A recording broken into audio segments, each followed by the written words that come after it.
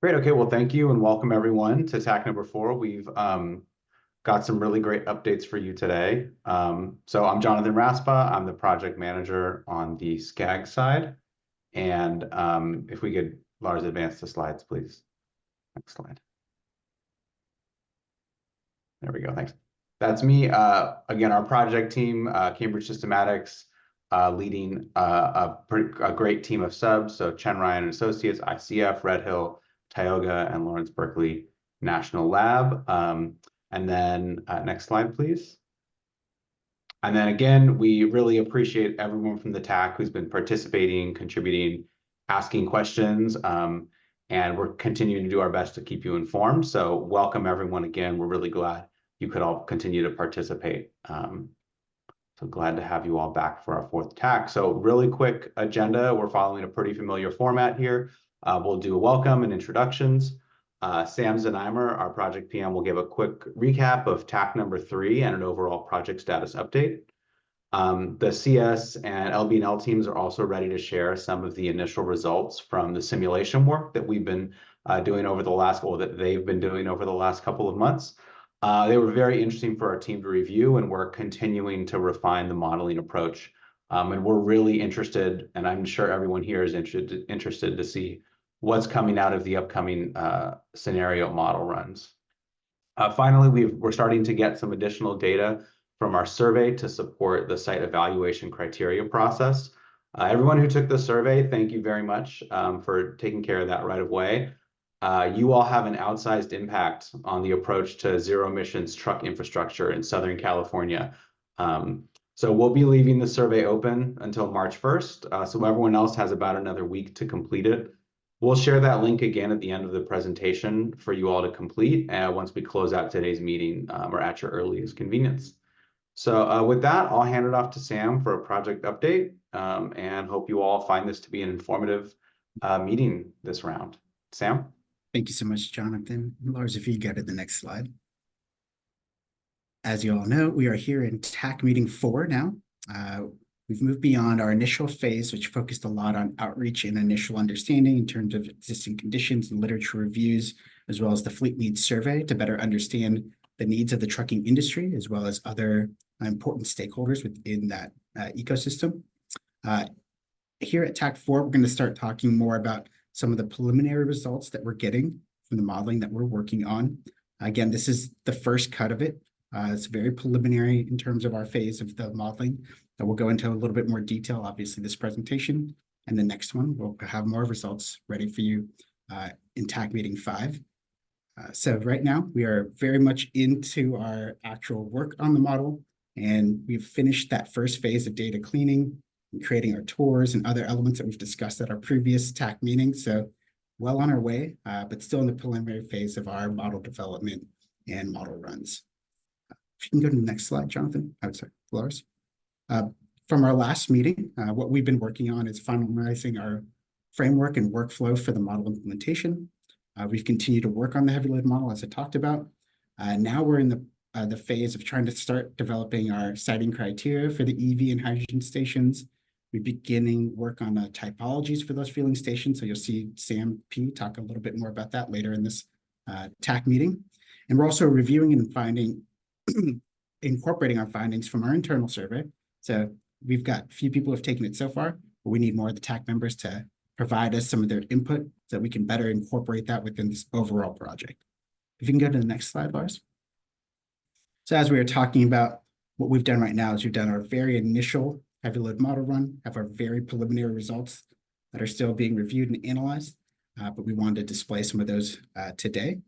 We're still developing our scenarios. We're still conducting heavy load model runs that will be based off of those scenarios.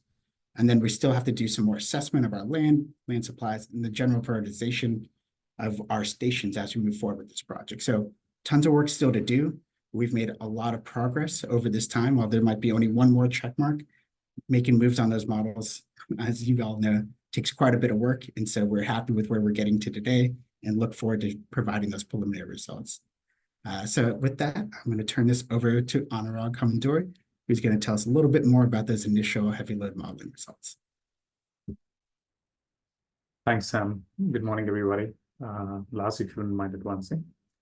I just wanted to give a quick recap about what we said we would do, and then talk a little bit more about setting us up for the presentation and the technical work that is to follow. So when we went through the last in our last talk, we spoke a little bit about all of the data analysis work that has been completed, and what comes next, which is doing all of the energy assessments using a agent-based simulation, heavy load, that our colleagues from Berkeley Lab will present in a little while. So this is from last time where we talked about what are the inputs to the data, which is a lot of the truck GPS data sets, both for the base year as well as for future years with growth incorporated. We also spoke about capturing other truck parking location information in there. And now it then goes into the simulation. We've done the first simulation, which ties to the CEC guidelines and the state guidelines. But there is more scenarios that we were going to do. So we'll talk a little bit about that. And then ultimately, it's what is it going to produce? It's going to produce energy assessment and energy demand at the locations that we are evaluating. I have a transportation background. To see a lot of the energy equations and a lot of the energy information is both fun, exciting, but also a little confusing. So feel free to ask questions, type in the questions as we go through the next part of the discussion, because we know the TAC members come from both sides, both from the energy side as well as the transportation side. Next slide, please. Just as a quick reminder, one of the advances we did with the truck GPS data set is actually build daily patterns, and we call that a tour. It's a daily metric of total travel that every vehicle is actually traveling.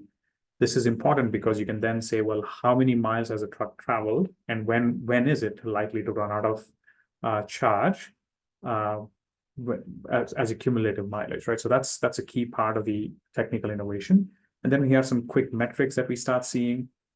Classes 3 to 6, which are medium duty trucks, they make about 5 trips a day, 125 miles a day on average is what we are seeing for these data. Whereas the heavier trucks, class 7 and 8, the heavy duty trucks, fewer trips per day, so fewer stops. They're traveling longer distance between each stop. It's about 330 miles a day. Nothing surprising. These are all good quality checks as well. These look very reasonable to us as we started doing the analysis. Next slide. We're still refining the market segmentation a little bit, but we're starting to lay out different market segments and different elements within the data set. So trucks that go to the port or go within the boundary of a port, and we've drawn some geographic boundaries around the ports in the state. This is both a state level analysis as well as analysis for SCAG. So when we look at the statewide analysis, it captures ports in other parts of the state as well. And then we measure the drayage, whether it's heavy duty or medium duty. So that's the first criteria. If a truck goes within the vicinity of a port, we class them as drayage. Then we start looking at regional travel, which is trucks that travel 300 miles or less. And then whether they come back to a home base or they do not come back to a home base, right? And all of these are not port trucks. These are separate. So if you look at the regional return to home, return to base, heavy duty and medium duty, they're all no, both of them are in the port truck. They're either a heavy or a medium truck. The mileage is always less than 300 miles, and they come back to a frequent location. Then we also have the regional, which do not come back to a home base, exactly the same as the one before, but they do not have a home location. And then we have the long haul, which includes both heavy duty and medium duty, because we do see some medium duty trucks, not a lot, which travel over 300 miles a day. So we just wanted to make sure that the market segmentation we capture is mutually exclusive. There is no overlap, but collectively it's exhaustive, right? So it captures all of the trucks. All of the trucks follow in one of these bins. So it captures all of the movements that we see. So this is the market segmentation, and the value of the market segmentation is we could tweak for the future years different adoption rates of electrification for each market segment. And you could also say not just the adoption rate, but also we could say that certain trucks which return to a home base probably will not use public charging infrastructure. So there could be variables that we utilize and tweak in the data as we start identifying which of these movements will actually use public charging infrastructure. Next slide, please. And then once we have all of this information, we can also attach other elements as well, which is we can say, well, are most of the stops occurring? Is there a congregation of stops? What is the stop duration? Are they stopping for a short while? Are they stopping for longer duration? How does it influence what kind of charger could be used? Is it fast charging, slow charging, or actually they may be running out of charge, but they're not going to charge because they're only stopping for 10 minutes or 20 minutes. So different elements to capture what is going on. And all of these elements have become part of the analysis that Vanshi will speak about. So this sort of leads in, this is all of the data analysis, the summaries of the data that we have seen, which leads into the technical work that I'll let Vanshi speak to.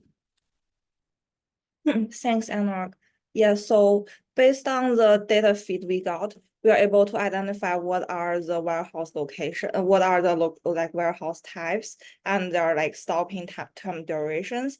And based on that, we're able to define different kind of charging behavior, like whether it's stopping over 6 hours, is it overnight charging, or is it just loading and unloading at a warehouse? So potentially there can be some destination charging, or it at the current it cannot finish the current trip, so it will need to do some in-road charging, or potentially there's like a very short stop at the end of the trip, so there will be no charging at all. So we are able to design different like charging powers and assign different charging powers to different type of these charging behaviors and like for the simulations.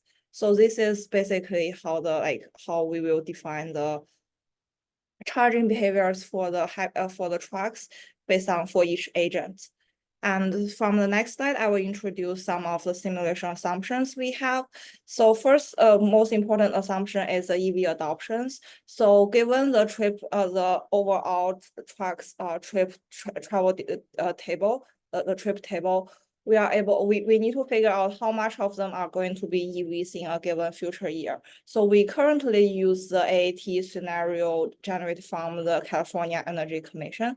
The AAT3 stands for the Additional Achievable Transportation Electrifications.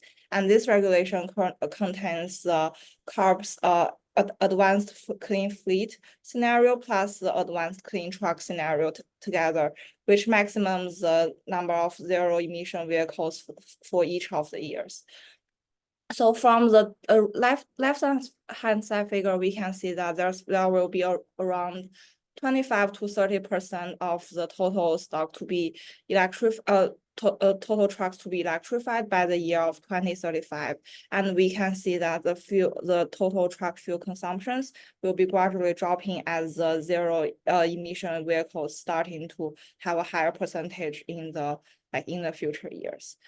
So if you go to the next slide, it will show the basic assumptions behind the AAT3 scenarios and what are the first we introduce the CARB regulation. This AAT3 contains the advanced clean fleet plus advanced clean trucks, and there are also different pricing encouragement for these different EV adoption scenarios as well. Yeah. So the next part is the simulation assumptions on the combined with the EV adoption scenarios. We also have simulation assumptions on the vehicle side. So if we go to the next slide, there's there will be some EV battery capacity assumptions and what are the charging powers we assume. For the EV battery capacity, we currently use the MFAG track assumptions developed from the CARB as well. And for the fuel cell EVs, for the hydrogen side, we currently assume energy storage of 1,000 to about 1.3 thousand kilowatt hour for the medium duty trucks and a 2,000 kilowatt hour energy storage for the heavy duty side. So this for the hydrogen side is development based on the National Energy Renewable Energy laboratory from the NREL side, and we developed this assumption together with them. So if you go to the next slide, we have some preliminary input results to show. So this side, we basically analyze the different location type distributions and what are their time, like what are the behaviors designed based on the different location types. So from this, we can see that for the class like 7 to 8, there will be mostly stops on the like large warehouses or like medium and small warehouses. And there will be also a lot of the public in-road stops where they will do some like charging and refueling for the trucks. And like we can see that for the class 7 to 8, there's like less port and other public and depot location selections. But if you look at the class 3 to 6, for the locations they stop, mostly they are public locations, potentially indicate that they are just stopping by to deliver different goods to different to frequent locations. And there will be like so they will stop less at the warehouses and potentially like also less at the in-road public in-road charging locations for like public for the like in-road charging, as they have like shorter distance in general, so they don't really need that much of the like in-road charging to be associated. And looking at the time differences, we can see that both of these truck types, they have a lot of the quick stops, which are currently assumed to be less than 20 minutes. So we assume for those stops, we don't assign any charging behavior to it. But there are for different type of like for different location types, they will also have a lot of public parking like behaviors where indicate that they are currently resting at some public areas, and potentially there will be a small portion of a longer rest for the midnight scenarios and so on. So these are the general distribution of different behavior types with respect to their occurrence. So if you go to the next slide, we have some preliminary results for the energy demand. So the left-hand side figure here shows the energy demand for overall daily charging demand, where we can see that one brightest hexagon can go to about 1 gigawatt hour per like energy consumption like charging demand per day. And the right hand side figure here shows the peak hour demand. We currently assume there will be more public charging, so the peak hour is actually happening during the midday time. It's assumed to be about 12 p.m. to 1 p.m. So we can see that there will be still some like high peak at the Los Angeles and San Bernardino locations. And this simulation is for the AT3 scenario year 2030. So for this scenario, we will have around in total about 150,000 trucks, with half of them around half of them being the medium duty and half of them being heavy duty. And we assume that for this for all these trucks being registered, there will be about 75% of the trucks will be on the road on service on that day. So that's about like let's say like 60,000 for the tours for the medium trucks, and then 55,000 for the heavy duty trucks. Yeah, this is the energy demand like shown for the SCAG area. And if you go to the next slide, we also have statistics on the what is the daily load and peak hour load for different like counties on for the entire California and the different counties for SCAG area. We also measured the maximum hexagon like values for the daily charging load in the end.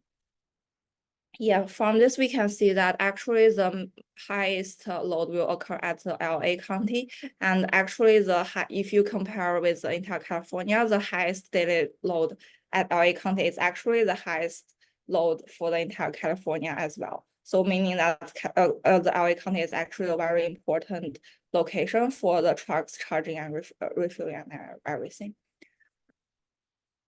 Yeah, so if you go to the next slide, it will show the preliminary results on the traffic assignments. The left-hand side figure shows the entire traffic assignment for the entire California. And the right-hand side, we zoom into the SCAG region. We can see that there will be still a lot of like a lot of the traffic going through the like LA areas, and we are currently developing a more sophisticated like truck congestion data to make sure that it can like offload some of the very busy congestion locations to other highways as well. So yeah, this pretty much sums up on the preliminary results part. I will hand over to Lars to see a further summary of this part.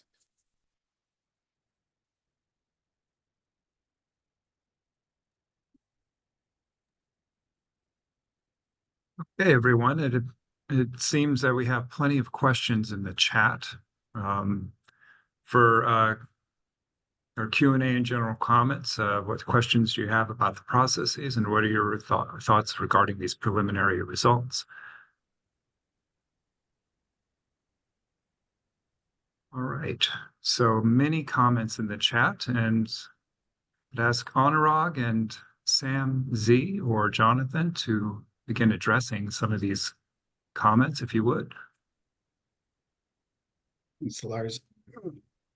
I'll just start. I know in the chat, if you guys can see, Tyler brought up a really good point. Some owners might not return to a home base and might need public charging since charging is insufficient at home. We agree. Anurag answered this one in the chat, but just to kind of highlight, we agree. We will reduce the public charging adoption rate for some of the market segments. Obviously, not everything works linearly, and there will be some different scenarios that we're testing that kind of look into the market adoption segmentation. And so we'll be phasing that and making sure that we understand different ranges as we're kind of going through this calculations on understanding when this will happen and what kind of charging need we'll have or will need, depending on different scenarios that we run. So 100% agree, not everything will be perfect.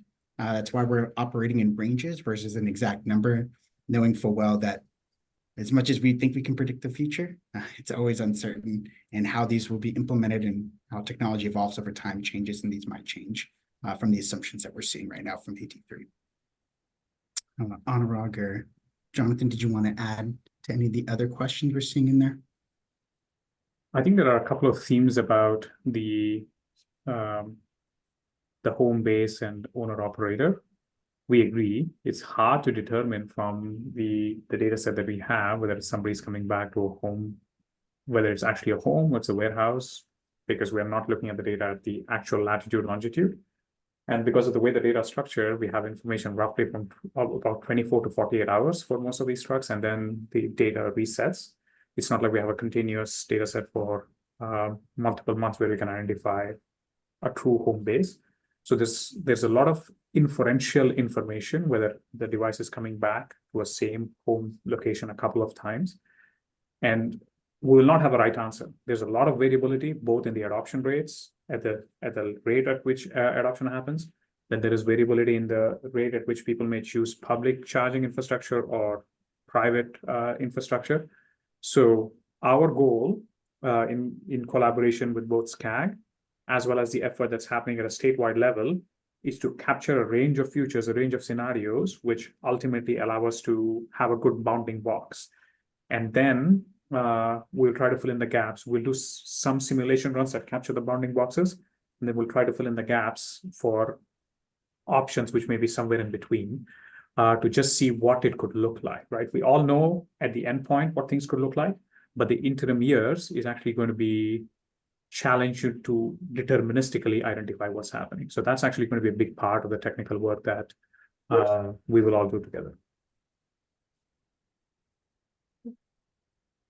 Yeah, I see a question asking whether it will be like 50% of the HD trucks being electrified. So one thing that the plot I just showed is just reaching to year 2035. So at that year, potentially there will not be like 50% of them to be electrified, but given like for different policies, like for the future years, probably as we reach year 2050, and depending on different adoption scenarios, there may be certain scenarios that include these situations. I think, Wanchi, that's not the question. I think Tony's asking whether the travel patterns that you actually see, whether trucks, about half of the trucks can actually be electrified, that patterns can be electrified. It's not when it reaches 50%. Tony, is that right? Yeah. Can you hear me okay? Yeah. Yeah. Yeah, thanks. Exactly right. Anurag, and thanks, Wanshi. You know, I'm remembering, and I finally found it. I think it's this RMI study that references NACFE and some other data, and really the question is, given all, the question is, which fleets could be electrified just based on today's technology ranges and their use cases. And so aside from all of the parameters of what goes into a prediction or a projection of how many there will be, the question is, I guess to you, did you consider just this question of which trucks are electrifiable, or as they say, which ones are addressable? So in theory, many may be able to be electrified if you use a combination of public, private charging, as well as the speed at which charging can occur, right? So I think there are a few outliers, Tony, because they just probably don't have the time in some moments. The other big issue, especially in Southern California, is the availability of land or utility to actually do the charging. And that's, again, that has a pretty significant impact in certain travel markets. So this is never going to be 100% of an answer in terms of what is addressable or not. But when we look at the travel patterns, a majority of trucks fall within the buckets in the market segments we showed you, right? Either they come back to home base, they're traveling 300 miles or not. There is also, on top of all of this, there's California regulations which may drive the decisions for us. Yeah. So, no, I'm sorry, I don't want to belabor it, but just, all of that goes into, a projection of what's actually going to be electrifiable. But I think there is some value in just a super simple look at, given the ranges and given the use cases or duty cycles of a particular fleet, you can make a call of like, well, that's potentially, given all of these parameters, that's potentially electrifiable. That's all. yeah, we haven't quite looked at it the way that you're asking the question, but I see, ignoring all of the external factors, we could look at those to measure it, right? We know the range, we know the actual travel. Yeah, we should be able to produce something using the data that we have, which gets at your answer. But again, we've not tackled it the way you're asking the question, Tony. Thanks. Yeah, I appreciate that.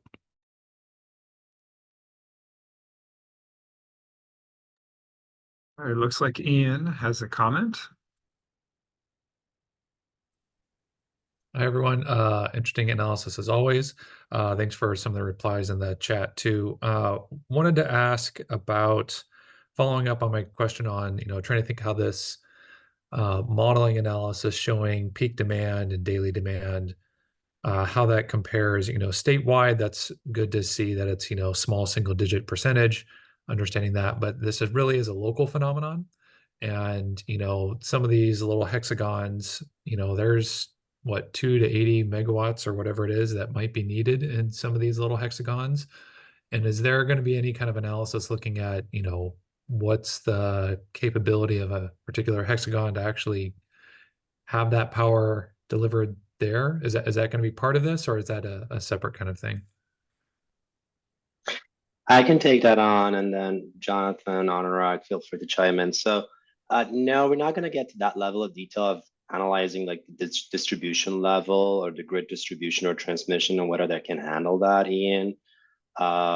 So I mean, basically there are available data right now. I mean, from the ICA maps that you can look at every parcel and see whether there is enough capacity there or not, which, I mean, and the edge tool that CC has been working on, which is a compilation of both the IOUs data and some of the POUs data in terms of the capacity. So some of those information are available, but then what it really takes to get all of these, I mean, hexagons ready for accepting that much load is not part of this study.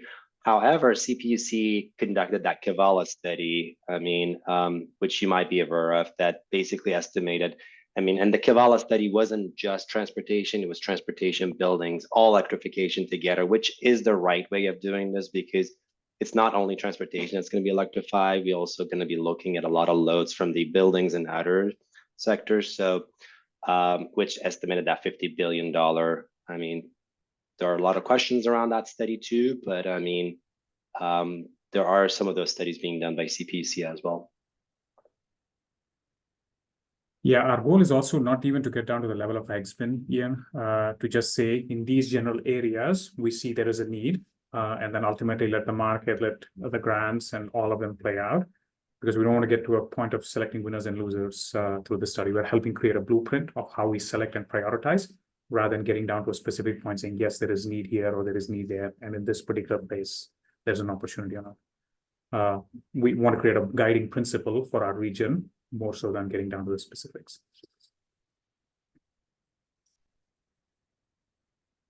Yeah, just to follow on that, Ian, another good point is that, you know, it's a little bit of a chicken and egg issue, right? A lot of these locations don't have the circuit capacity for, right, like 80 megawatts at peak demand right now.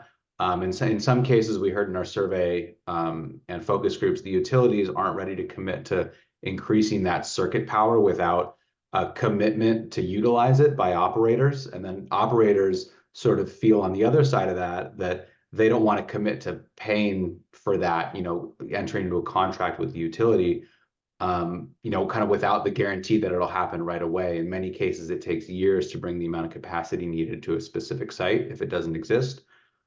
So they're also then looking for financial support to help bear that cost. That was what we heard quite a bit. And I think that again comes back to, you know, where are incentives to support the infrastructure side to kind of help utilities and operators meet in the middle. And that's one of the policy considerations we're looking at as well, right? It's not just where are we building these things, but how are we supporting them at a policy level? How is the legislation backing that up? So it's easy for local jurisdictions or regions or the state to continue to make that happen, right? And all of that is in the backdrop of, you know, where is the state budget year in and year out, and what do federal incentives look like, you know, in each successive budget cycle. So all of those things are kind of a big part of, you know, are we going to install chargers first, or are the fleets going to come first? And so, yeah, it's a big question that there's no clear answer to right now.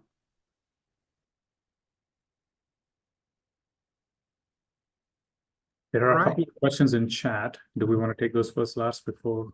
going to- Yes, I would recommend that. Chat first, and then we'll hear from June.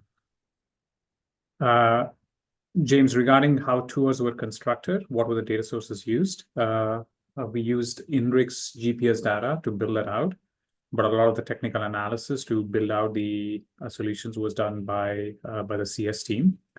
JJ joined, so JJ a lot of the technical work for us as part of this contract. And then the second part of your question, recognizing that fleet operations will most likely install behind the fence at their home base, was there any distinction regarding the percentage of MD and HD trucks that would most likely need public charging to operate? We did, if you all remember, in one of the first two tags, I think it was the second tag that Sam Znaimer presented it, or maybe it was the third tag. It's a bit of a blur even to me, where Sam presented some of the survey work that we did with fleet operators about when and at what rate they're going to electrify and at what time horizon. So we will take some of that information into the technical work. And then we're also backing into this from the state's measurement about total number of vehicles that be electrified from the AAT scenario 3 scenario that Wanchi presented. So we have a couple of different ways to back into these numbers. Sam, I saw you came off camera. Anything you want to add? Yeah, just like in our survey, we did ask those questions about when they were looking at the time horizons, and we binned them between 2025, 2030, 2035, and beyond. We indicated that quite a few of our participants, over 50%, indicated they'd be electrifying before 2035. So it does fit some of the scenario planning that we already have as part of AT3. The largest chunk or singular response was at the end of useful life for their vehicle. So unsure of that timing when that happens.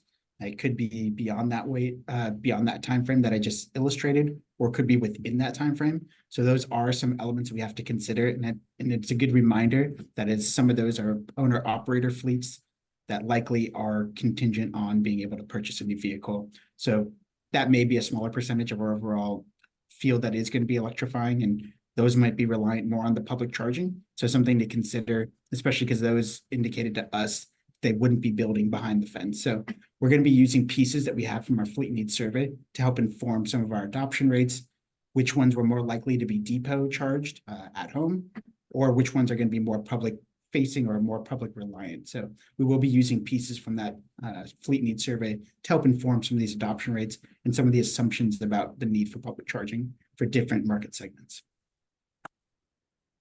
Thanks. I think Tony merely was showing the study or pointing a reference, and then Sam, I think, presented a link to the Kevala study. So Jun, do you want to ask a question? Hey, good morning. So yeah, thanks for sharing the result, which is great. I have two comments. So the first one, I see you showing the results by, the weight class. Can you also kind of break down the results by, vehicle operation? For example, we will be interested among the class 7A, what are the drayage operation and what are some of the, long haul operation, and how do these results show? And the second question, I think, Jonathan, you made a great point, chicken egg dilemma, spot on, right? So that's exactly the challenge we're dealing with is, how to handle the uncertainty where the load will actually materialize. So with that being said, on one side, utility needs to be really considerate to be affordable, to make sure, the infrastructure is built, used, and useful for the ratepayers. So on the other hand side, SC has been really proactive and really making sure, for areas where we really anticipate, the growth, high growth of TE, for example, the ports, Ontario Rancho Cucamonga area where has a lot of warehouses, distribution centers, along the I-710 corridors.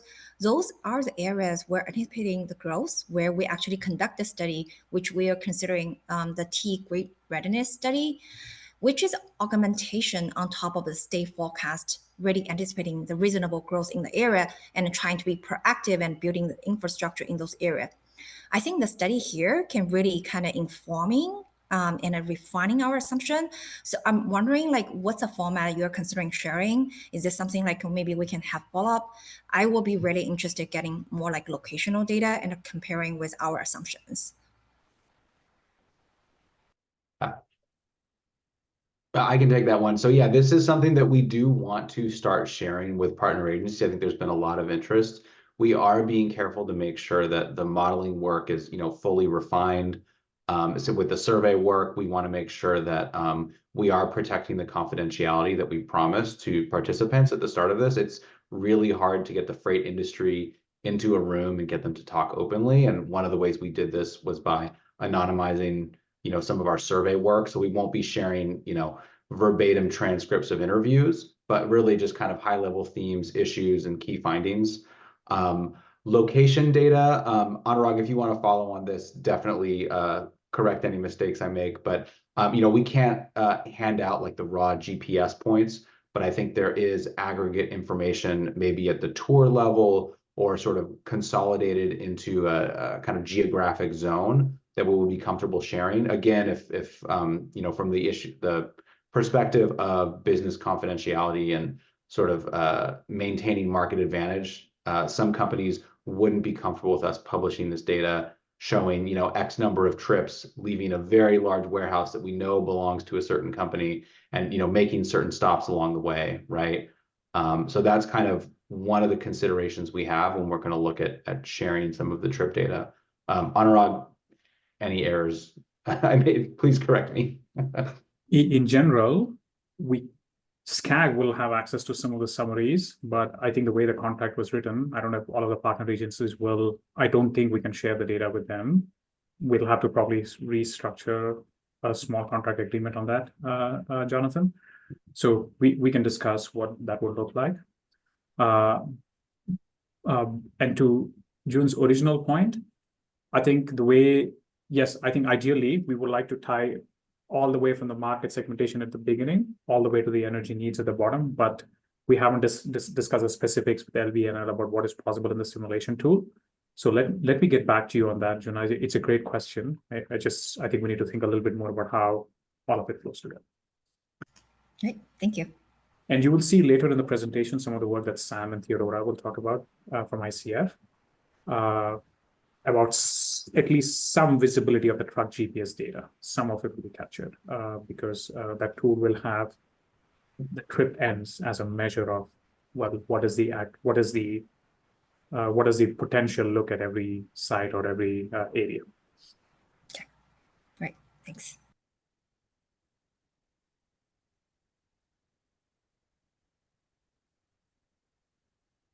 There is a comment from Leslie. Leslie, when you say they really want and need the data, what data are we talking about? Are you talking again about the truck GPS data or the outputs from the model? I think, when you're landing on where exactly those trucks are dwelling, whether they're parking or stopping or where that depot is, that's what we're talking about, that at a granular level, so that they kind of can see what's on the horizon for potential need from the grid that they're not necessarily aware of, because people haven't submitted applications to them to, for charging infrastructure at their sites. Because that's what they're basing their information on when they plan. And if they don't have, if they don't have an application in hand, that they struggle. Yeah, that's a great point. I think there are two parts, right? I think to unpack your comment just a little bit, there are two parts. The primary focus of this study is to look at the need for public charging infrastructure, which is a subset of the total energy demand that would be needed for truck charging. So we just need to think about how both elements are captured. As you saw in Wanchi's presentation, her initial summary was just for all energy demand, assuming certain rate of truck electrification. But the focus of the study will filter down just a little bit even more onto the public charging.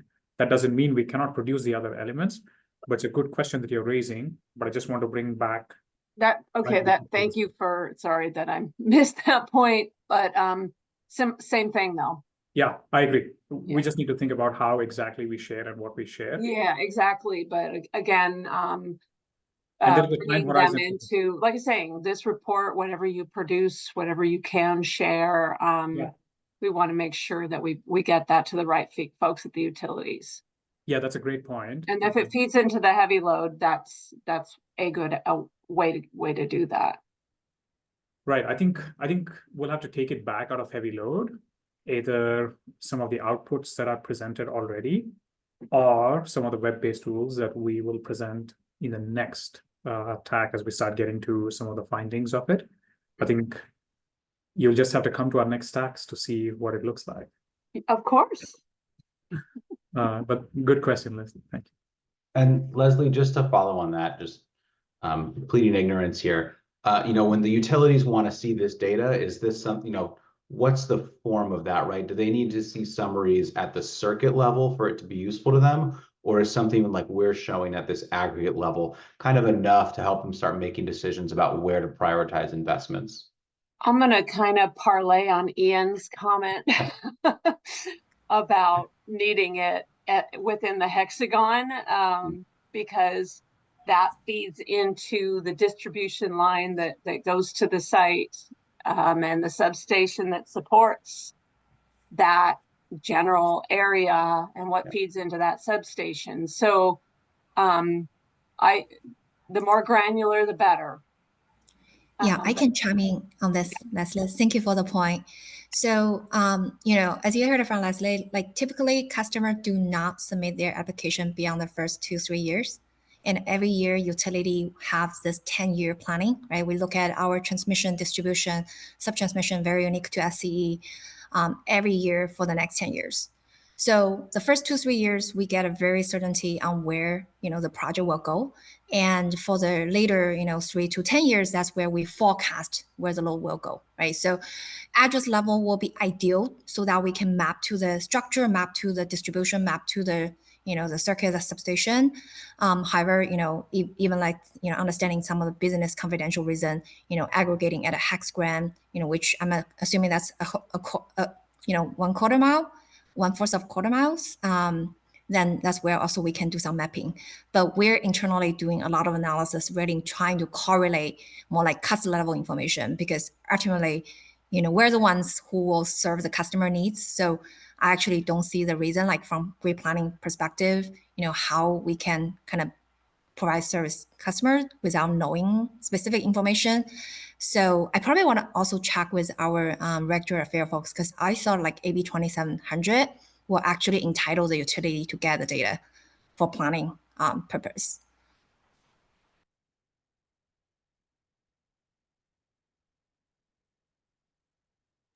Sorry, I was muted. Thank you. That is helpful to kind of understand the specific needs. Thank you.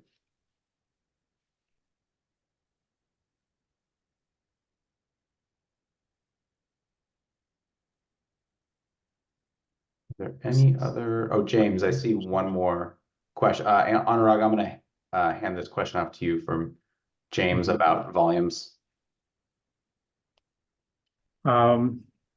Bin or Wanshi, do you want to talk about this, since I think it ties back to the outputs from heavy load?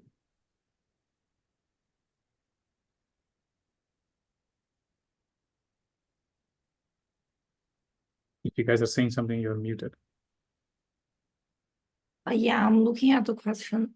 Yeah, so what level of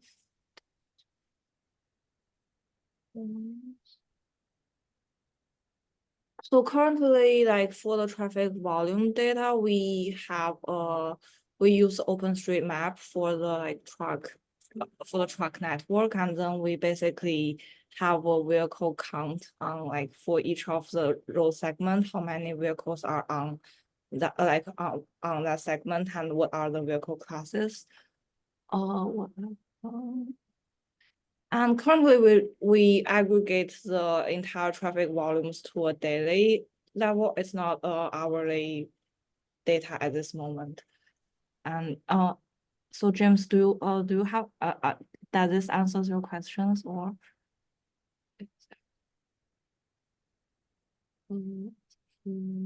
So James, I also think we can there are multiple dimensions to this, which is multiple future years as well as the energy needs. Again, we're not getting to a specific location, a specific site. So we will have this at some to be determined level of aggregation about what the energy elements are.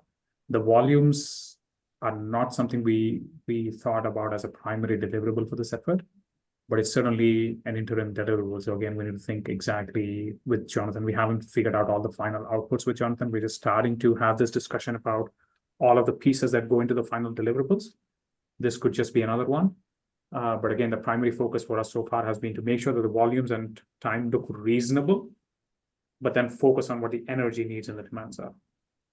Because there are other sources to focus on the travel patterns, the statewide model, the SCAG model, which are probably more calibrated, validated, and more representative of travel. We don't want to leave two different competing models to get the volumes to be out in the public. I see you also have your hand raised. Go ahead.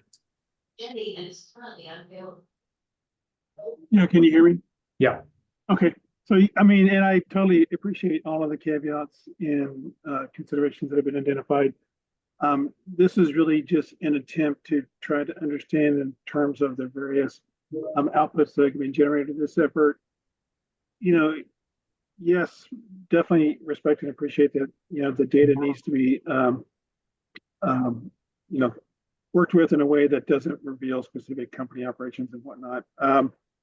But in terms of, being in a position to not only just make use of the general outputs of this effort, but also just, particular pieces of it, in terms of potential future, fuel infrastructure projects, any data that is available that has, some considerable value in terms of what it's presenting, could certainly be helpful in terms of figuring out, if some partnership is looking at an alt fuel infrastructure effort, over here in this vicinity, is it in proximity to a known, really actively utilized freeway interchange? And I'm focusing specifically on that type of a highway setting. That could be helpful in terms of, being able to assess that, it's likely to be a potentially successful location or whatnot. I mean, obviously, other variables that have been previously identified having to do with, land use all along the way. I mean, these are things that are a given in terms of needing to be accounted for and taken into consideration. But just, again, wanted to see, what might be possible to be able to get out of this as far as, future efforts going forward. Yeah, I think that's a great point. And that's something that Jonathan has also been super focused on, which is this cannot be a one and done. We don't want the entire state or even the SCAG region to redo this effort. Now, things will change. There'll be more charging facilities that come up. The adoption rates may change. And so then we tweak the results rather than redoing this. So our commitment as a team is to leave as much information behind in a format that can be built upon, as opposed to keeping everything closed. So we'll try, you bring up great point, James, and yeah, we'll try to figure out the best way to share as much information as we can in a continuous manner. And then SCAG, if they want to build a program around this, they can at least have the tools to do so, even if the team is involved or not. Jonathan, am I saying that accurately? Yeah, those are conversations and considerations we're having, since the way to plan for zero emissions infrastructure and the fleet transition, it like you said, it's not one and done. This will be a continuous effort over really decades, right? Not just the initial transition, but as technology changes, efficiency increases or new technologies come online. So, we're looking for ways that we can kind of maybe not fold this specific methodology, again, that we're very early stages since we haven't completed this study yet, but how can we fold in, zero emissions planning and demand into like our other modeling efforts, right? Other policy considerations. So it's definitely top of mind, and we don't want to just drop this study and put it up on the shelf once it's done. We want this to become, much more integral in how we plan for goods movement in the region.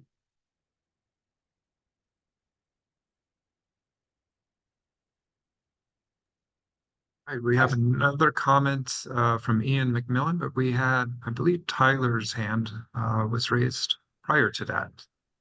So let's hear from Tyler first. Thanks. It's Tyler Harris with Ventura County Air Pollution Control District. I just wonder if there's anything that you're doing is capturing kind of informal truck parking areas, like on the California 126 freeway, or not even a freeway in some areas, but the highway between Ventura and heads towards the 5 near Santa Clarita. I used to drive that on a daily basis, and there's areas where there would just be trucks parked on the side of the road on a regular basis. And, sometimes it was car carriers, sometimes it was box trucks, or tractor trailers with box trailers. So I wonder if you're capturing any of that type of thing, where it's not a parking area, it's just right along the side of the road, and there just will be 3 or 4 trucks, and it's kind of, it's a regular truck parking area. And the fact that, on a daily basis, when I would drive by, there would be trucks there, but it's not always the same truck. And it's, different use type trucks parked there on a daily basis. So you're touching on another super sensitive topic in the world of trucking, which is truck parking and truck safety. We can have an entire other track discussion just talking about that. There are many people who are super cautious, careful, and some of my colleagues at CS actually did the truck parking study for Caltrans title.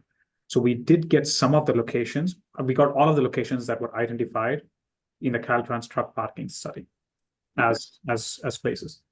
We will supplement, and that's one of the next steps, is when we even map that out, there are some gaps in coverage, right? Like potential charge locations. Our colleague Elizabeth from CalSTART and her partners at EPRI helped build out some more potential charge locations throughout the state. Like general locations, we're not getting to a specific thing, there needs to be a charge location, right? But in the vicinity, are we covering across the region? So we will take a closer look to make sure there is enough coverage across the state. We will never solve all of the informal locations, but are we getting enough places across where we say, okay, if I put 100 potential locations in the SCAG area, does it well distribute across all of my regions, and am I capturing all the major travel patterns reasonably? That's the extent to which I think we'll take this study. And then the question is, okay, if these were the locations, how much energy demand is in this vicinity? We shouldn't treat that output as just in that spot, but in that general vicinity of the public charging infrastructure, what is the need? And then we actually get down to infrastructure planning, which will be beyond the scope of this app. But again, great questions. But again, you see a lot of things are coming together. There is the environment, the energy side of things that we talk about, but there's a big part of safety as well. And again, if there are more charge locations which can augment and support some of these, and Tony can probably talk about it from his experience in his company, but I can see a lot of the worlds coming together to solve some more complicated issues. Thank you. Thank you so much for the questions. At this time, I do want to move us over to talking a little bit more about the siting criteria. Obviously, we got some very, very initial information from the survey, so we'll review a little bit of that.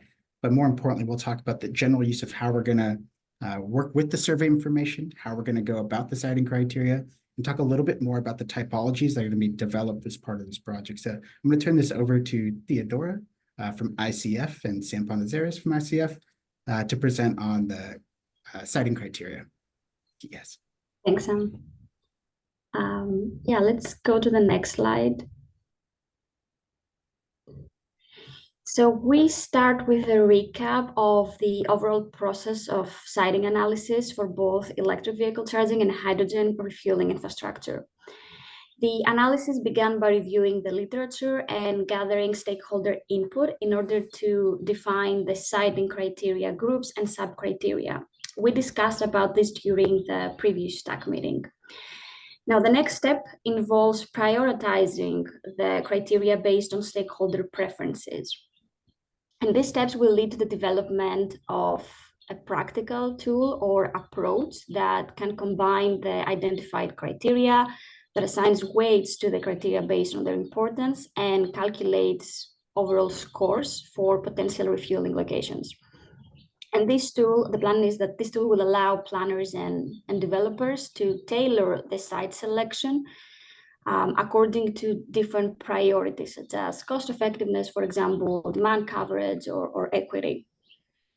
Let's go to the next slide.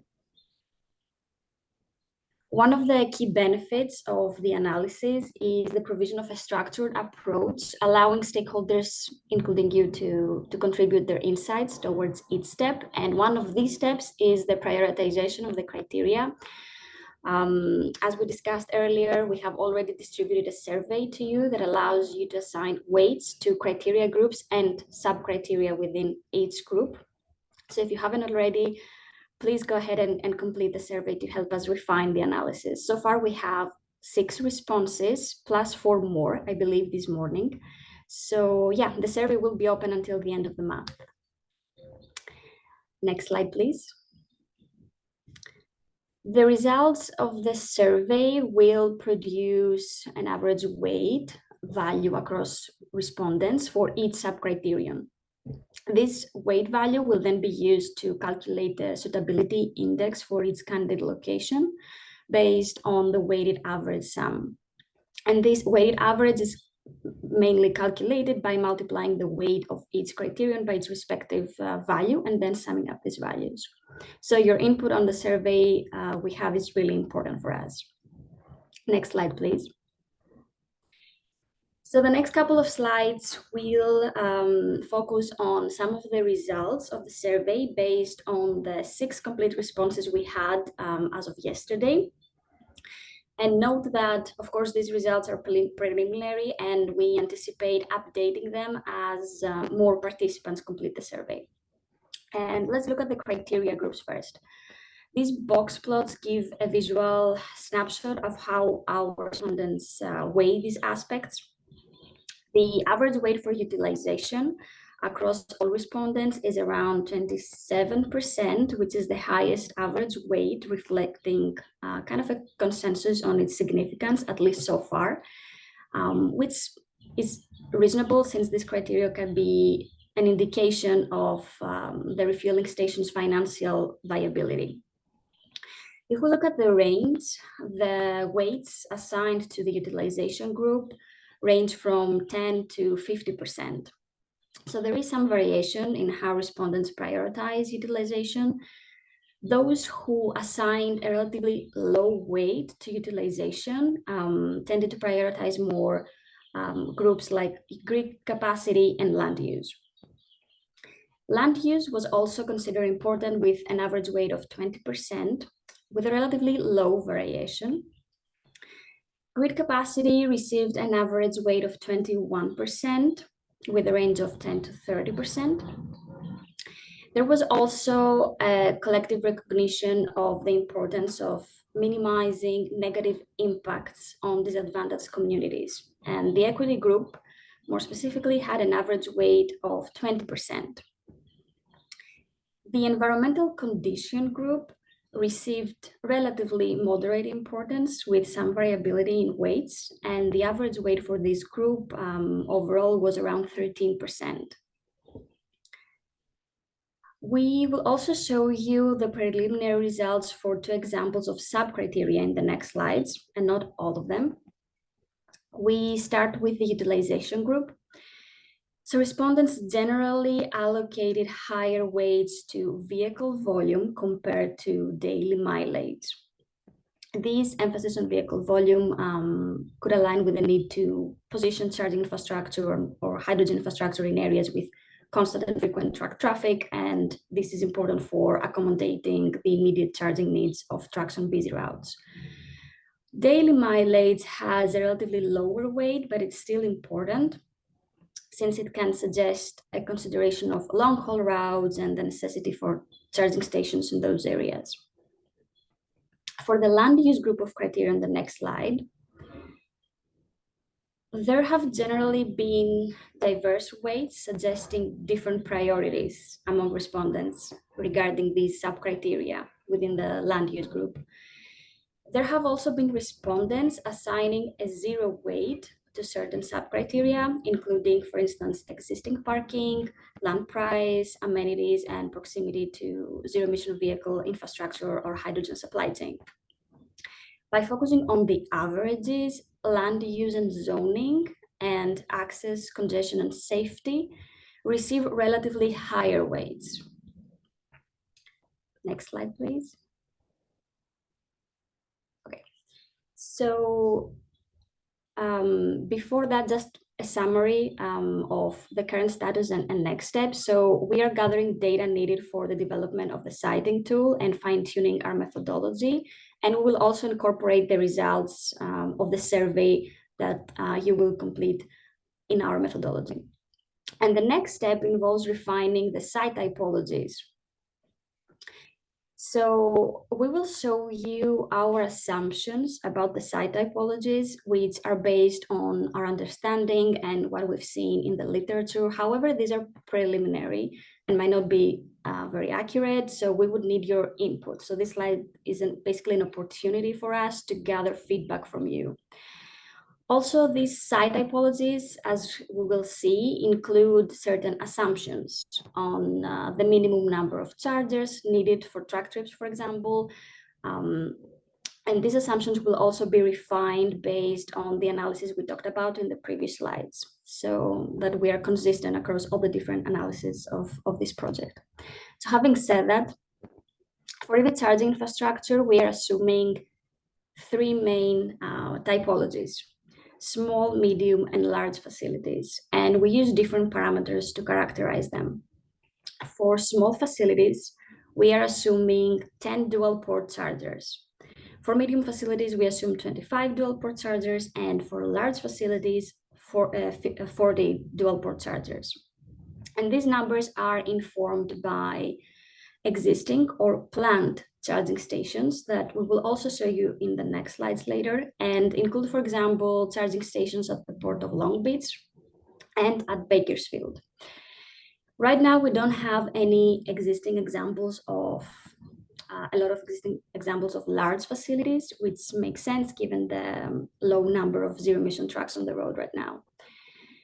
Another assumption we are making is with regards to land space, and we assume around 3,000 square feet per truck space. And with respect to grid capacity, we went with a rough estimate, assuming an average of 300 kilowatts per charger, which leads to 3 megawatts to 12 megawatts of capacity for the small and to large facilities, if all of these chargers are plugged at the same time. So this is an overview of our assumptions, but let us know what you think and if there are any additional typologies or parameters we should consider. So we can pause here for a while and discuss this EV charging station typologies. What are your thoughts?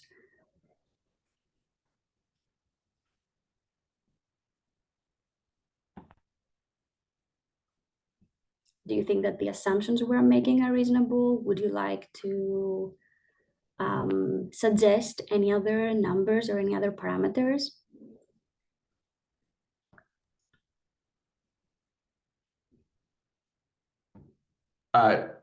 Theodore, I see James' question. I want to make sure this applies to this slide. How much time for each scenario? Could you just kind of clarify? Do you mean like each size of facility?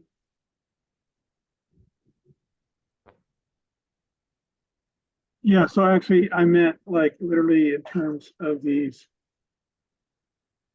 typologies as you're describing them. So as far as like you said, they're going to be 300 megawatt chargers. So how long would that take the different types of trucks to, to either completely recharge or, if it was considered an opportunity charge, whatever that duration would be? I mean, in other words, just to kind of understand what is it that is actually anticipated to be possible to accomplish at each one of these types of facilities, I think would be helpful to understand in greater detail. Obviously, I'm understanding that the general approach here is that these facilities would be intended to be able to service both medium duty and heavy duty trucks, but understanding that heavy duty trucks, especially if they're pulling a trailer, would have greater area needs than a medium duty truck. I'm wondering how that's being factored in. And then finally, want to ask in terms of the whole future proofing thing, is the thinking that whatever is installed would be somehow possible to upgrade with a minimum of complication, or is that just not even part of the consideration in terms of how these things are being thought about at the outset? I'll take a stab at it, James. Great questions. I mean, all of them. So with respect to time, I mean, it's going to vary. I mean, if you have a truck, I mean, we had some, I mean, as you've seen in some of our previous slides, we had some assumptions about the battery capacity for medium duty versus like heavy duty trucks, like, I mean, going up to 600 kilowatt hour or even higher than that for some of the Class 8 trucks. And then like given an average of 300 kilowatt chargers, which could be higher with megawatt chargers, obviously, that could take up to 2 hours of charging for a heavy duty truck with 600 kilowatt hour of battery capacity. And if there are higher, I mean, battery capacity, and they need to go really from 0 to 100 or from 20 to 100, 20 to 80%. I mean, those times could vary, but we try to keep it less than 2 hours. I mean, or on average within an hour of charging. And that is like how we came up with that 500 truck trip a day, for example, for a small facility, assuming like it has 10 dual port chargers, like 20 ports, and every hour, I mean, a truck could be, I mean, there will be a turnover rate of every hour a port could facilitate a truck getting to a 500 truck a day. With respect to the size, the 3,000 square foot per truck, this was based on a couple of the truck stops in California, which can accommodate tractor trailers. And we looked at the full land of the truck stop, excluding its amenities. Obviously, adding amenities and other things, it could increase that size, but excluding the amenities and just the parking spot with some extra space for chargers, we get to 3,000. Definitely looking forward to hear from the TAC members if they have other opinions, if this is too low or if this is too high in terms of 3,000 square foot per truck. We did also look at some of the concepts in some of the lands that are from the existing charging infrastructure from medium and heavy duty trucks, and we came to an average of 3,000. Some of them are higher, some of them are lower. With respect to future proofing, that's a great question. I mean, and that is actually one of our citing criteria that, I mean, as we are picking and as we are prioritizing lands for development of charging infrastructure, definitely thinking about, I mean, not today's need, but out into the future needs is important. That's why one of the things we're trying to do as part of these typologies is trying to, I mean, having these 3, or it could be more type of different charging facilities. So if you anticipate like down into the future, you really need to expand your charging station to accommodate like 40 dual port chargers, then going with a large facility. But if you really think that, I mean, this is going to be more of like I mean, small demand for it, then going with small facilities. So trying to think about that, I mean, as part of the future proofing. On the future proofing is not only land, it's also grid capacity. But as you heard from a couple of TAC members, I mean, a lot of the fleet, I mean, a lot of these, I mean, grid upgrades are being done on the cycles of 5 years. So, I mean, those are some of the issues that I guess CPUC and others are working to figure out if they can do a long-term planning for some of these facilities to ensure that the power will be there by the time that is needed. Hope that answered all your questions. Please let me know if I missed anything. No, actually, you did a great job. Thank you. And I just want to do a quick follow-up and then step aside so others, if they have questions, they can raise them. So just to confirm then, is the assumption for medium and large also a 1-hour stop for trucks? And then also, what's like in terms of these typologies, is there any type of, you know, I don't know how to characterize it, if it's like a business case, or, you know, what composition of duty cycles are anticipated to be, you know, most effectively accommodated? Is it just a pure, you know, numbers calculation in terms of just, you know, the only thing you're going to be looking at is like, you know, is it about the volume of trucks, or are you thinking in terms of like, okay, based on this location and the understood travel patterns, you know, tour cycles, whatnot, you know, we need to be thinking about these types of likely users as opposed to just being kind of generic about it. No, that's a great comment. I mean, I'll take that as a comment, actually. That is one of the things that we were hoping to get from the TAC members. Other type of, I mean, criteria that needs to be considered as part of the typologies. Like, I mean, right now these 3 typologies are assuming a mixed use. I mean, of Class 8, like tractor trailers or even like medium duty trucks. But then obviously, yes, I mean, there will be charging stations that will be more catering toward medium duty vehicles. There will be some that will be more catering toward like, I mean, Class 8 line hauls and line hauls. So there could be different typologies for those as well. I mean, we'll take that and explore if there are other typologies that we can build catering to those specific duty cycles. And also, yeah, we assumed the same, we had the same assumptions across all the types of facilities, because I think your first question was if we also assume that each truck stops for 1 hour for also medium and large facilities. So yeah, this is common across all types of facilities.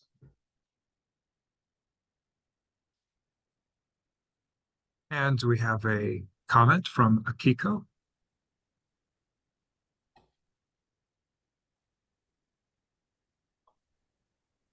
Hi, hi everyone. Thank you so much. And I want to start by saying I love the information on this slide. But because of the way the Zoom screen is set up, I cannot actually see the number of truck trips per day for the large facilities. It's actually covered by whatever the command buttons that show up on the bottom. So if you could tell me just verbally, like, what is the number of truck trips expected for the large facilities, that would be great. And then I have a few questions that will help me understand the context of this typologies.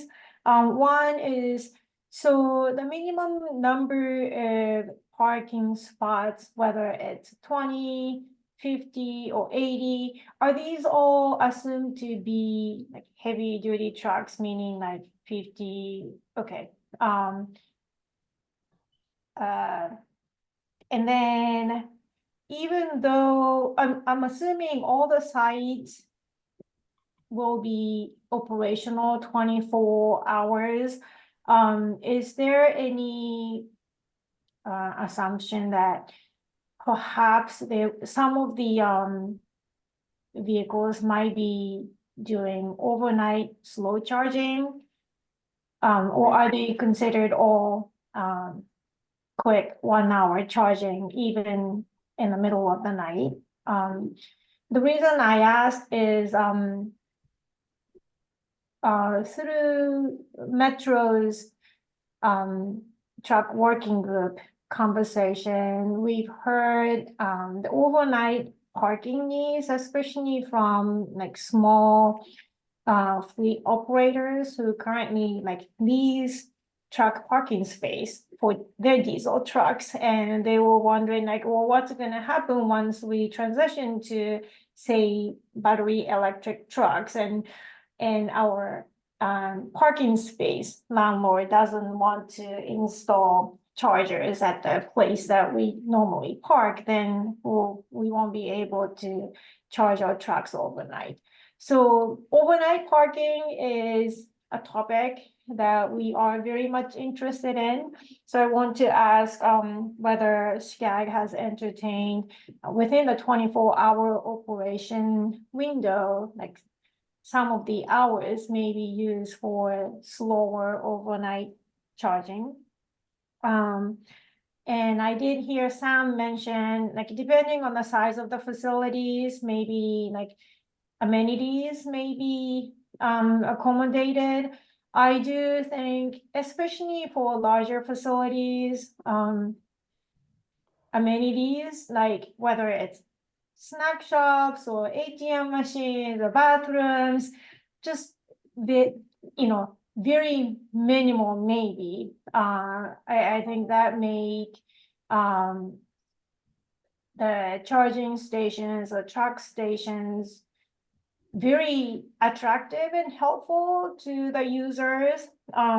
So I would like to know, like, what if perhaps for the larger facilities, if you accommodate some footprints to be used for amenities, how will that influence the parcel's ability to accommodate the number of trucks per day? And then lastly,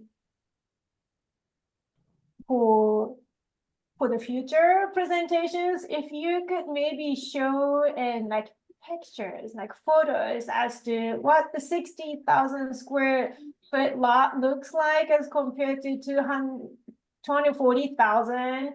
Because when I talk to, like, sometimes I talk to the cities and then like, oh, we have a couple of acres of land, and they're talking about in acres, and I'm like trying to convert it into square footage, and my brain doesn't work that quickly. So if I can see like photos of small facilities, medium facilities, and large facilities, and this is, you know, what they may look like. That would be helpful for more of a visually inclined people like me. That's it. Thank you. Akiko, you guessed our next 3 slides. Oh, well, thank you then. So maybe we can briefly go over the next 3 slides quickly. There's one question from Morgan. Do we want to take that before we go? How about we take the one for Morgan and then we can answer all, I mean, maybe both Akiko's and Morgan's together. Sure, I'll be brief. I just wanted to comment that the small facilities, I was kind of comparing that against the Port of Long Beach public charging and fueling study, and comparing it to our Clean Truck Center site where we made an evaluation of building out additional chargers there. We have 2 public chargers, as you mentioned, and the space seems to track, but I would just share that you know, that site can't accommodate 20 parking spots. So that as a minimum might be high for seaport areas, right? Because we are so compacted. We have space constraints, and we also have some of the most expensive property. So I just wanted to note that, and also share that we had put out an RFP to build out additional chargers at that site.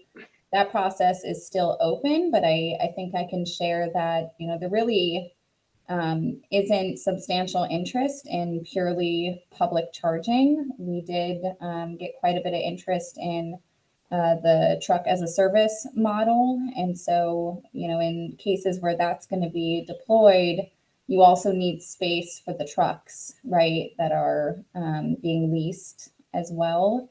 And some of those operators are both leasing trucks with an all-in package with charging, but also making their chargers available during the daytime to try to make that business case work by opening it up more publicly to other trucks when the fleet that uses that location as a home base is off doing operations. So I think the space issue certainly is a real one. And in the near term, while truly public charging isn't very profitable, you're going to see deployments that use these different service models. And then the last comment I wanted to make was just to share some information on our 2 public chargers.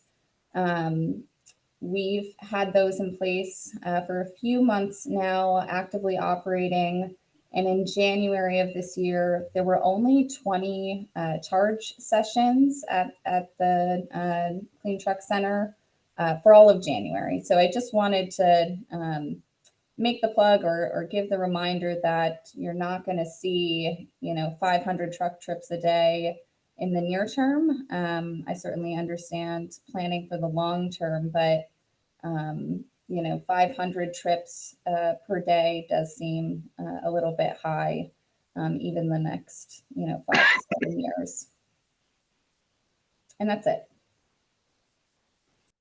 Thanks, Morgan. And I mean, you reminded me that to say that, yes, those truck trips per day are probably the best case scenarios, assuming 100% utilization. And I mean, in the light duty space, we're not anywhere near even like 20 to 30% utilization. So, it's a best case scenario if all chargers are being utilized and there is a super efficient way of, like, I mean, switching trucks and a queuing system and reservation system that all trucks can queue up and charge. So all chargers could be utilized 24/7. So, which is not necessarily going to be the case. So that is a very optimistic, I mean, number of truck trips per day.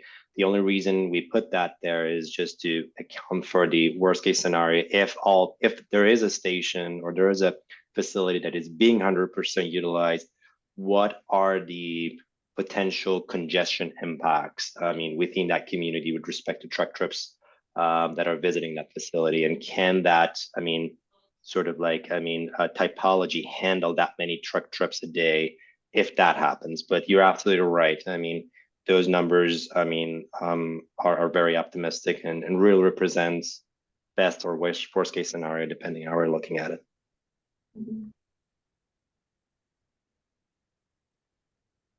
How about we go through the next 3 slides, Theodora, because that kind of answers part of the Kiko's questions, and then we can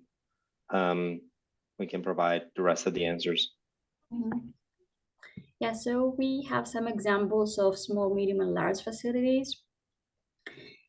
As an example of a small facility, we have the Port of Long Beach Watt EV facility. This is operational since July 2023.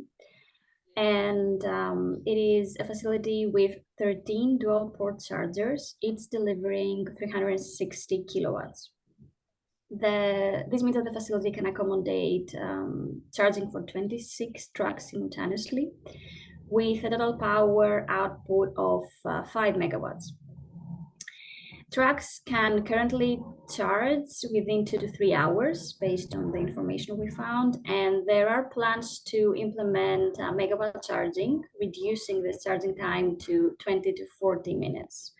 And this facility operates 24/7 on a roughly 65,000 square foot space as determined using Google Earth. And you can see also the image that we have showing how we measured this specific facility. And this number is really close to, we were based on this example to inform our small facility parameters. We also have an example of a medium facility. For Mobility is building a new charging spot for trucks at the Port of Long Beach. They plan to start this in fall 2024. This medium-sized hub will have 19 dual port chargers plus 6 single dispenser chargers. It's with a 360 kilowatt capacity again. So this means it can charge 44 trucks at the same time and provides a total power output of 9 megawatts. And when fully operational, it aims to serve over 200 electric trucks daily, offering 90-minute charge for Class 8 trucks. Based on our calculations using Google Earth, this charging spot will cover an area of around 120,000 square feet. And the next slide shows an example of a medium to large facility. So what EV's upcoming Bakersfield site is set to become a large-scale electric truck charging hub with construction planned to conclude by the end of 2024. The facility is located along Highway 65 near logistics centers run by Amazon and Walmart, and will feature a solar microgrid with battery storage, plus grid energy from PG&E. And WattEV's CEO said that there are to be 16 360 kilowatt chargers served by PG&E and 15 240 kilowatt chargers powered by on-site solar. And the charging time will be between 2 to 3 hours until the facility becomes certified on a megawatt charger, when trucks can be fully charged in 30 minutes. The land space for this facility is large, will be approximately 115 acres, of which 100 acres will be dedicated to solar panels only. And yeah, this is an overview of the existing and planned stations that we use as an example to inform our site typologies.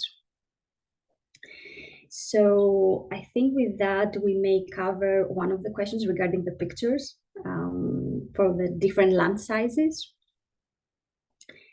And going back to the rest of the questions, I think one question was answered in the chat that for large facilities, we found 2,000 truck trips per day. For the number of parking spots, we were based on the number of chargers we assumed. These assumptions came from these examples that we showed you. And most of these examples target heavy-duty trucks, Class 8 trucks, mostly. And I think there was one more question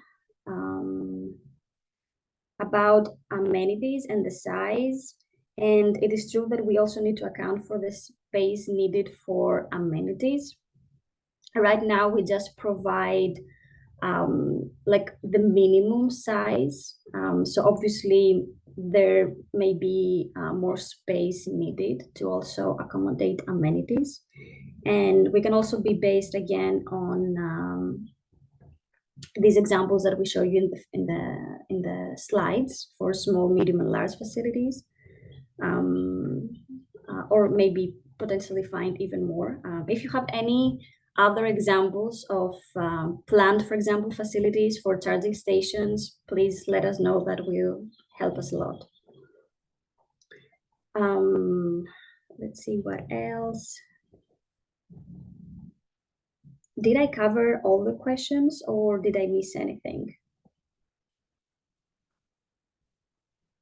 I think there was also a question about the assumption of the charging stations being operational 24/7, and if we account for overnight charging, right? I think that was.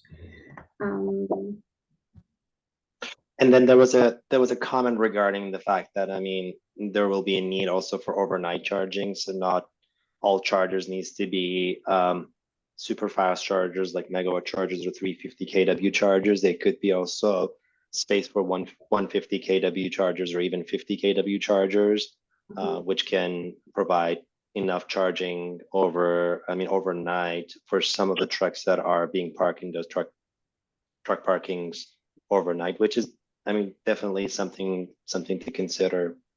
So that was a good comment. Hi, I have a question. This is Leslie from CARB. Let's see. On both of these, I've heard people ask the question about, or bring up the point that these things are not profitable, and you know, we're making the assumption. You know, you're making the assumption that this is what these facilities can accommodate in best case scenario, being, you know, fully utilized.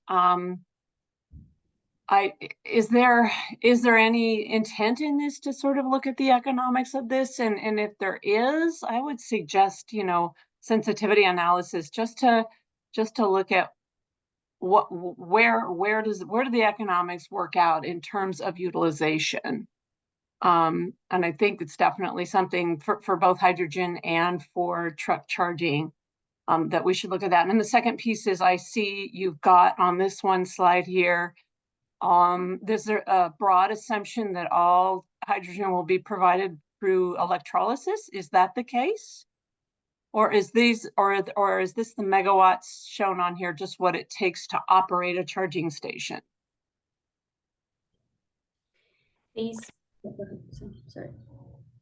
So Leslie, we're not going to look at the economic stations as part of this study, but that's a great question. And I mean, there are studies out there looking into like what level of utilization will be needed.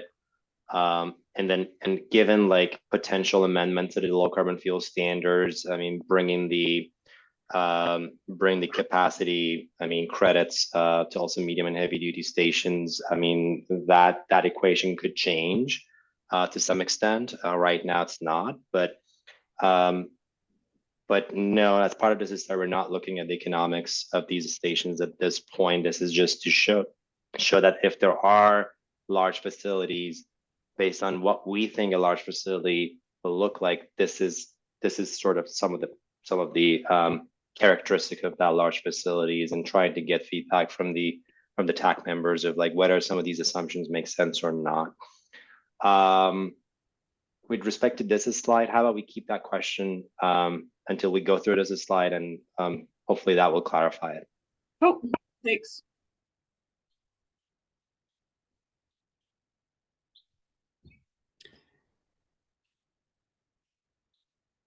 Are there any other questions regarding or suggestions and thoughts regarding the charging station related site typologies? Otherwise, we can move on to hydrogen fueling site typologies.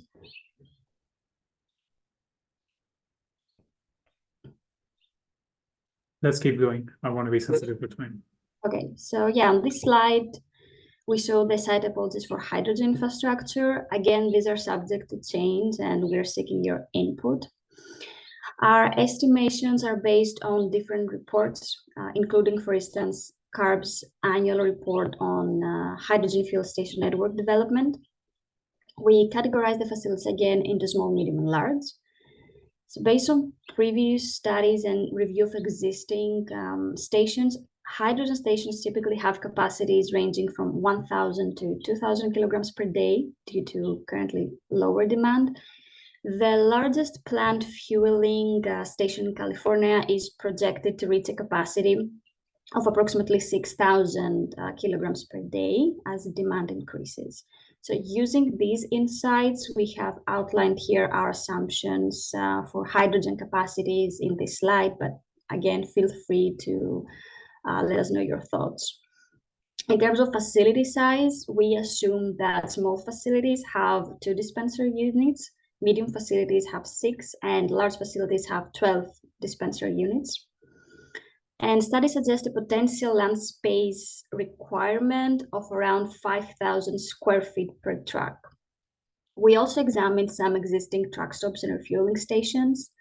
For instance, if we go to the next slide, we can see an example, a truck stop featuring a natural gas station located in Fontana in California.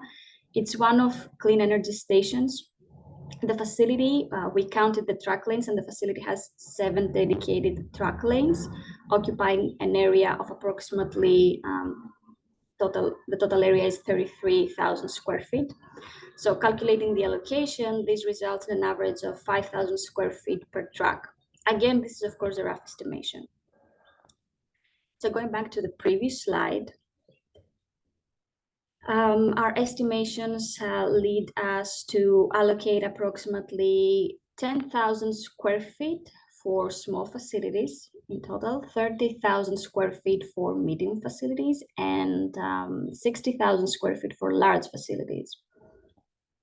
For capacity calculations, which basically shows if all of this hydrogen is produced, for example, using grid electricity, what power level is needed. So for this calculation, we begin with an assumption of 50 kilowatt hours per kilogram of hydrogen.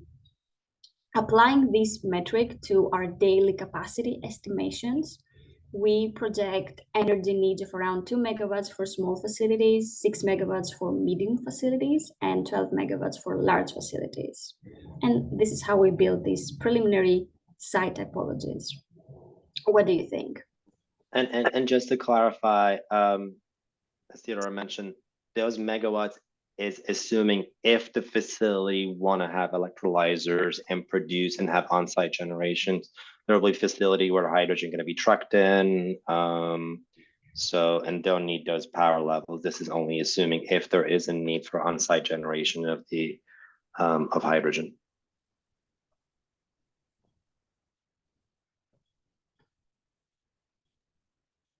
Right, just chiming in, I think the likelihood of stations that operate at these pretty high capacities, the likelihood of them doing on-site generation via electrolysis is pretty darn low.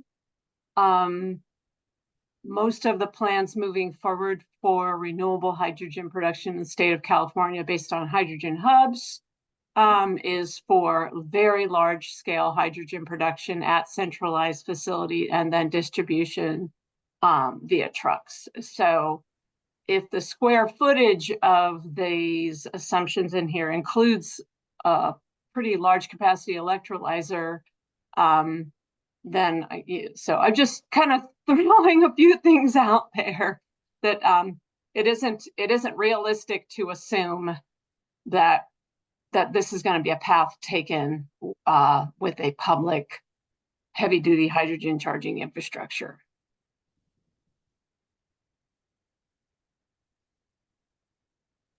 That's a good comment, Leslie. Yeah, we'll take that on. I mean, and the footprint for these facilities did not account for the electrolyzers and other things. So it was just an indication of if there is a need for on-site generation, then this is the power level, which obviously for large facilities, that's a huge number. So, and as you rightly mentioned, I mean, it could end up being a hybrid approach in certain cases, but dedicated electrolyzer facility just producing hydrogen yet remain to be seen whether that's likely or not.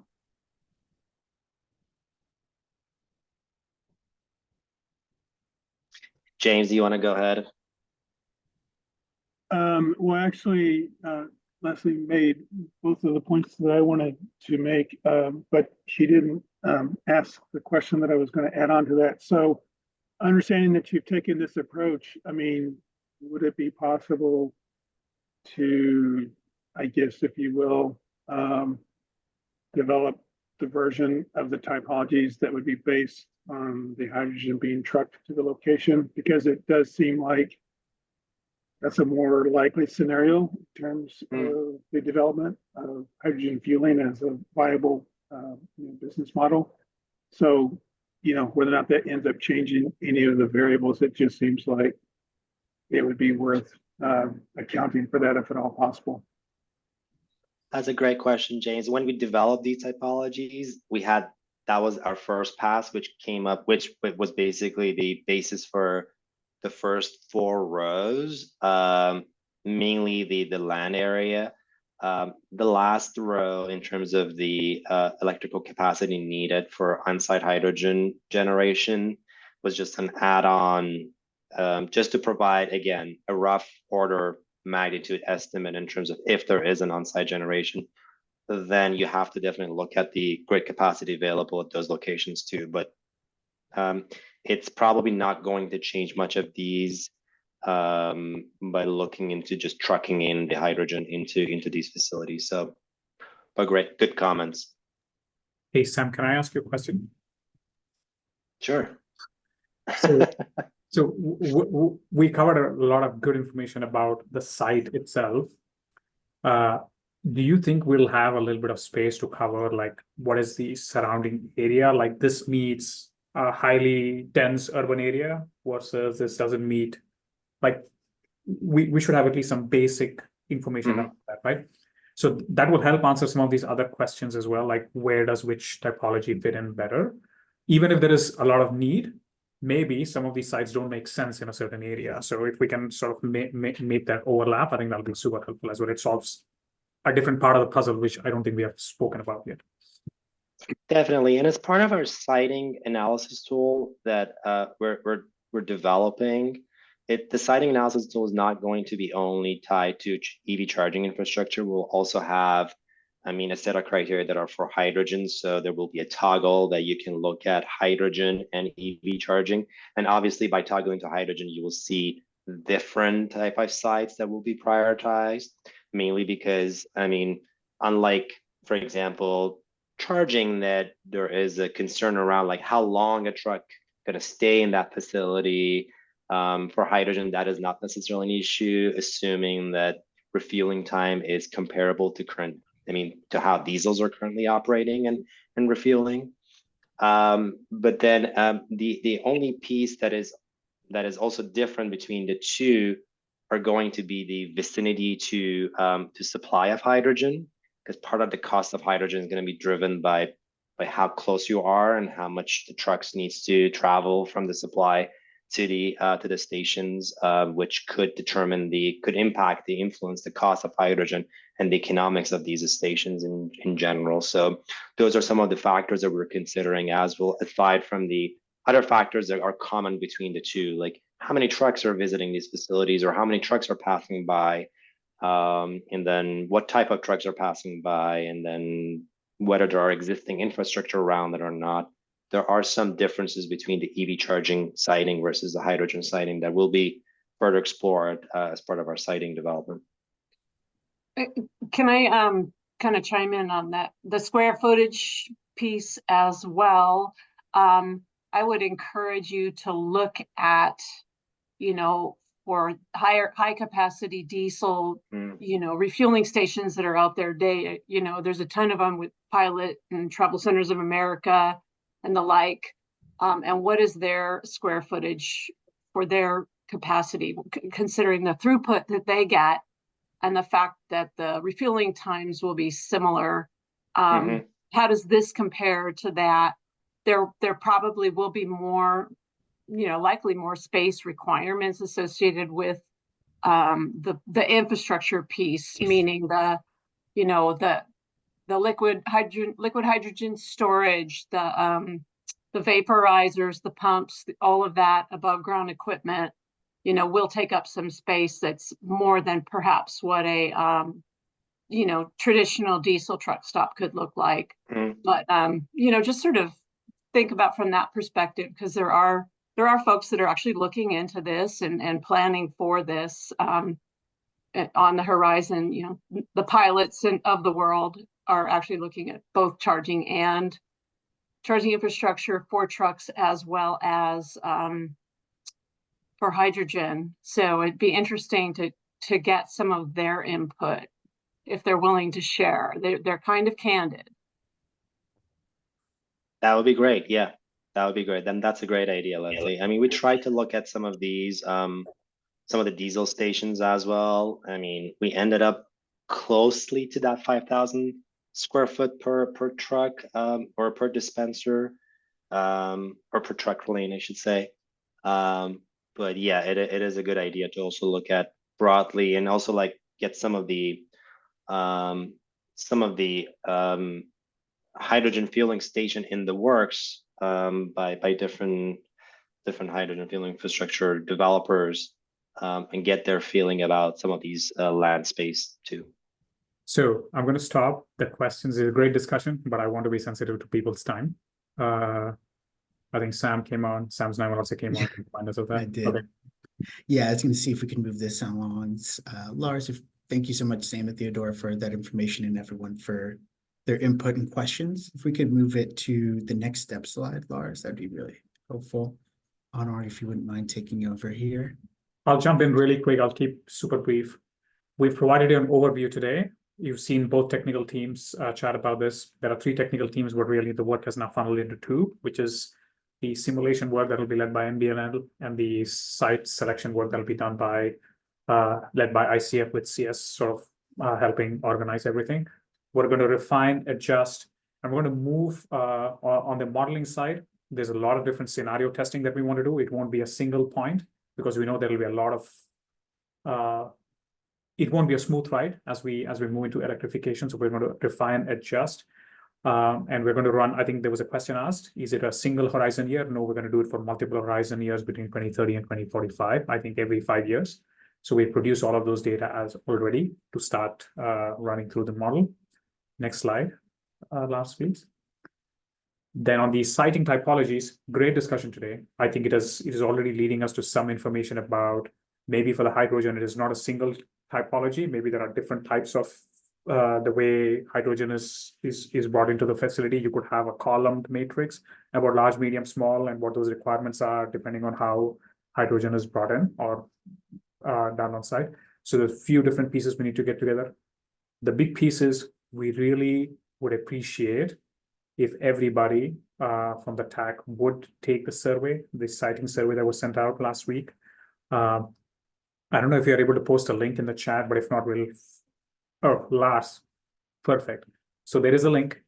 If you can please take the survey, we would appreciate it, because we have, as you know, we have 6 responses. We would like it to inch to everybody that's participating today. So we actually have good intel from all of you as we build the next step of the workout. As Sam and Theodora mentioned, there will be a web-based tool that we build in. All of the information that you provide will help us define and design that tool effectively. Next slide, please. And then critical element is we need to integrate both streams of work together. What is a large facility? What is a small facility? What is the type of charger that goes in both? We need to start standardizing and bringing all of the elements together. And then this study is not happening in isolation. A lot of work is also happening at the CEC grant called eTruck, the RETA project. which CalSTART and EPRI are leading, and we have some of them participating here as staff members. We need to stitch all of these elements together so there is sort of a consistent, even though there will be some tailored solutions for the SCAG region, especially when it comes to hydrogen.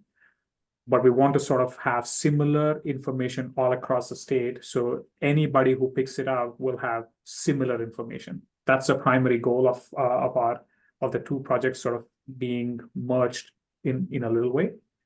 And then Sam and Lars also have on Sam Znaimer and Lars also have on their list a second round of engagement, which will use some of these draft results that we start producing as a means to engage. The first round was just gathering information. Now the second round of engagement outside the TAC, we will actually use some of the data to see if our findings or results make sense. And we're actually, between now and the next TAC, we're going to have quite a bit of time because you see there's a lot of technical work to come to piece everything together. So we discussed yesterday with Jonathan and Sam Znaimer about the opportunity to perhaps share some interim findings as a communication method, because things will be moving rather focused and detailed on the technical side. So we don't want to go radio silence for a long duration, but we'll find ways to engage you or to at least provide you interim information. So this is where we are on the project. Thank you for staying a few minutes over time. Jonathan, I don't know if you wanted to say any closing remarks. Yeah, thanks, Anurag. I just really want to let everyone know that the level of engagement and the discussion and, you know, kind of really nuanced points specific to everyone participating was really great. Like, this is the kind of discussion we want to have at every TAC, you know, whenever possible. And I think a lot of excitement about, you know, some of our initial modeling results is driving that. And it's really helping people bring up like other topics that are germane to this work. So really appreciate that. Keep the questions coming. They don't have to just be in the TAC. If you've got questions offline, you know, please email them to myself or anyone on the team. We've got that email address that we're maintaining for the project as well on the website. We'll get all of the minutes, copy of the recording and the agenda to everyone. As far as interim results, again, we haven't quite decided exactly what that format will be, but we'll get something to you hopefully soon. Data sharing requests, I think, you know, SCAG right now, send them if you're interested. Tell us specifically what you're looking for. Again, we may not be able to share things immediately, but, you know, we're not going to forget. We want to know exactly what people are looking for so we can figure out a way to set that up so it's accessible and useful for everyone. So again, thank you everyone for coming and participating. Please take that survey. We'll send that link around with the meeting materials again in a few days.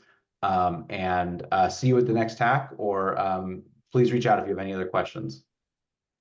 I will say thanks to all of the technical team members as well for the effort. Yes. Lars, you're always, thank you for keeping everything organized for us. We appreciate it. So thanks again, everybody. Have a good rest of the day. Thank you. Thanks, everybody. Thank you. Thanks, bye.